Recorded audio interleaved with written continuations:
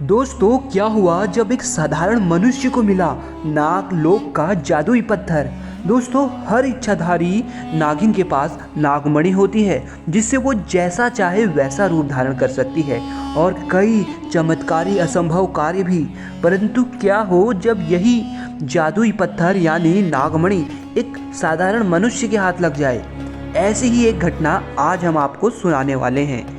दरअसल दोस्तों, एक गांव में रमेश नाम का एक शिकारी हर दिन जंगल शिकार की तलाश में जाया करता और जंगल से जो भी शिकार करता उसे गांव में लेकर बेच देता। उसी से उसके ज़िंदगी का गुजारा चलता था। रमेश के परिवार में कोई भी नहीं था, इसीलिए वह पूरे गांव को ही अपना परिवार मानता था। परंतु कुछ दिनों से रमेश को जंगल में कोई भी शिकार हाथ नहीं लग रहा था। ऐसा होते हुए करीब 5 दिन बीत चुके थे और उसके पास जितने भी पैसे उसने सेव कर रखे थे वो सब खत्म होते जा रहे थे। छठे दिन जब वह फिर से शिकार करने जंगल गया तो उसे एक पेड़ के पास कबूतर बैठा दिखा। इससे पहले कि वह उस पर तीर चलाता, वह कबूतर तुरंत उस पेड़ से उड़ चला। शिकारी गुस्से में तिलमिला उठा, परंतु उसे इस बार शिकार चाहिए था तो वह जंगल के कुछ और अंदर गया। तभी उसे अपने रास्ते में एक सुंदर सा सांप दिखा। रमेश उस सांप को सोता देख बगैर शोर किए आगे निकल गया, परंतु तभी उसने देखा एक बड़ी सी चील अचानक उसके पीछे तेजी से उड़ते आई और उस सांप को अपने मुंह में दबोच कर उड़ चली। रमेश ने उस सांप को बचाने के लिए तुरंत अपना एक तीर उस चील पर चला दिया और इस बार उसका तीर निशाने पर लगा। रमेश खुश था कि उसने उस सांप की जान बचा ली थी। तभी उसने देखा कि वह सांप तो उसी की तरफ धीरे धीरे बढ़े चला आ रहा था। रमेश थोड़ा सा घबरा गया कि आखिर वह सांप उसकी तरफ आ क्यों रहा था। तभी उसने देखा वह सांप उसके पास आकर फन फैलाता है और वह सांप बोली, धन्यवाद धन्यवाद शिकारी, आज तुमने मेरा जीवन बचाया है। रमेश घबराते हुए बोला, आखिर तुम कौन हो? मुझे तो कुछ भी समझ नहीं आ रहा। आखिर ये सब क्या हो रहा है? कहीं मैं कोई सपना तो नहीं देख रहा। तब वह सांप बोली, मैं सर्पराज की एकमात्र कन्या हूँ। आज मैं घर से निकलकर इस जंगल में घूमने आई थी, लेकिन रास्ते में थक गई थी, इसीलिए थोड़ी देर सो गई। उसी वक्त उस चील ने मुझे पकड़ लिया, पर तुम्हारे वजह से उस चील से मैं बच पाई। हे शिकारी, बोलिए आपको क्या चाहिए? रमेश घबराते हुए बोला, मुझे कुछ नहीं चाहिए सर्पकन्या। इस पर वह सर्प बोली, नहीं नहीं, तुम्हें कुछ तो मुझसे लेना ही पड़ेगा, क्योंकि तुमने सर्पराज की एकमात्र कन्या की जान बचाई है। ठीक है, आप एक काम कीजिए, आप मेरे साथ मेरे महल पे चलिए। मेरे पिता के पास बहुत कीमती हीरे जवाहरात हैं। इस पर रमेश बोला, मैं एक गरीब शिकारी हूँ, मैं ये धन रतन लेकर आखिर क्या करूँगा? तब वह सर्पकन्या बोली, ठीक है शिकारी, आप मेरे साथ चलिए तो सही। मेरे पिता ने अपने मुख्य द्वार पर एक जादुई पत्थर छुपाया है। अगर वह पत्थर आपके पास रहेगा तो आप हर पशु पक्षी की भाषा को आसानी से समझ पाएंगे। इसके फलस्वरूप आप बहुत ही आसानी से शिकार कर पाएंगे। इस पर रमेश उस सर्पकन्या के साथ उस महल चल दिया। वहां पहुंचकर सर्पकन्या ने अपने पिता सर्पराज को शिकारी के बारे में बताया। सर्पराज रमेश से बहुत प्रसन्न था। बोला, मेरे जीवन में मेरी पुत्री के अलावा कोई भी चीज़ मुझे मूल्यवान नहीं है और तुमने मेरी पुत्री की जान बचाई है, इसीलिए ये लो जादुई पत्थर, हमारी तरफ से एक छोटी सी भेंट। परंतु उस जादुई पत्थर को देते हुए सर्पराज ने रमेश को एक चेतावनी भी दी कि अगर तुम इस जादुई पत्थर के बारे में किसी भी मनुष्य को बताते हो तो तुम खुद पत्थर के बन जाओगे। इसीलिए इस बात को राज ही रखना और अपने तक ही रखना। रमेश उस जादुई पत्थर को पाकर बहुत खुश हुआ और वापस अपने घर आ गया।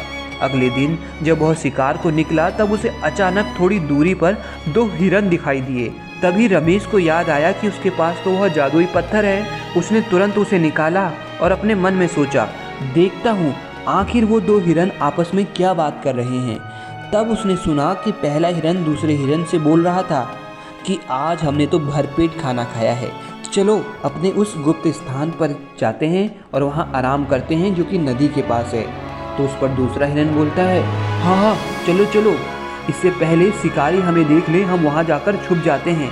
रमेश अब समझ चुका था कि आखिर उसका शिकार कहाँ जाकर छुप रहा था और आखिर वह घर हमेशा खाली हाथ ही क्यों लौट रहा था। वह हंसते हुए उस नदी के पास पहुंचा जहां पूरे हिरन का झुंड छुपा था। उस दिन उसे खूब शिकार मिला। यही नहीं, अब तो उस जादुई पत्थर की मदद से वह जानवरों की बात सुनकर उनका शिकार हर रोज आसानी से कर लेता था। एक दिन रमेश ने 2 पक्षियों को जंगल में रोते हुए सुना। वह जिज्ञासावश ये जानने चला गया कि आखिर वह दुखी क्यों है। पहला पक्षी दूसरे पक्षी से बोलता है कि मेरा मन इस जंगल को छोड़ने का नहीं कर रहा। तब दूसरा पक्षी बोलता है, अरे इस जंगल के पहाड़ी पर एक विशाल ज्वालामुखी फटने वाला है। अगर हम यहाँ से नहीं गए तो मारे जाएंगे।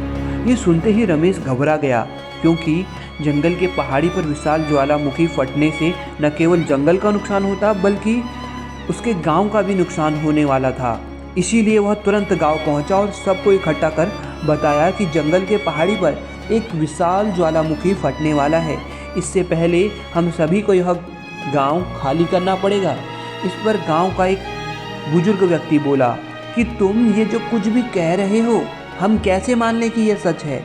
तभी एक औरत बोल पड़ी, और अभी तो घर का सारा सामान लेकर दूसरे गांव जाना बिल्कुल मुमकिन नहीं। नहीं नहीं, हम गांव नहीं छोड़ने वाले। इस पर रमेश गांव वालों से बोला, देखो मुझे झूठ बोलने से कुछ भी नहीं मिलने वाला, मेरा विश्वास करो, मैं एकदम सच बोल रहा हूँ। इस पर गांव वाले बोले, फिर तो तुम अकेले ही क्यों नहीं चले जाते? जरूर तुम्हारा कोई ना कोई मतलब है, इसलिए तुम ऐसी बात कर रहे हो। और लोग एक दूसरे को बोलने लगे कि शिकारी पागल हो चुका है, इसीलिए मनगढ़ंत बातें बना रहा है। रमेश नहीं चाहता था कि गांव वाले इस भारी आपदा का सामना करें, इसीलिए उसने गांव वालों को बोला, आप सभी रुकिए, मैं आप सभी को एक सच बताने वाला हूँ। मुझे जो कुछ भी हो मुझे उसकी परवाह नहीं, परंतु आप सभी की जान तो बच जाएगी ना।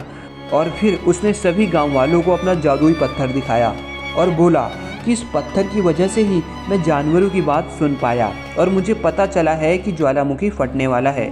और अब क्योंकि मैंने तुम्हें जादुई पत्थर की सच्चाई बताई है तो मैं खुद पत्थर का बन जाऊंगा।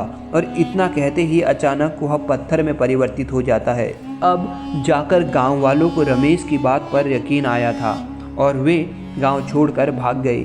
अगले दिन ज्वालामुखी फटा और सब कुछ तहस नहस उस ज्वालामुखी ने कर दिया।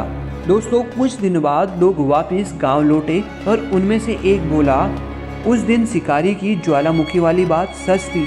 सभी गांव वाले बोले कि शिकारी ने उन्हें बचाने के लिए खुद की जान दे दी और उस दिन से उसे भगवान मान वे शिकारी की पत्थर की मूर्ति की पूजा करने लगे।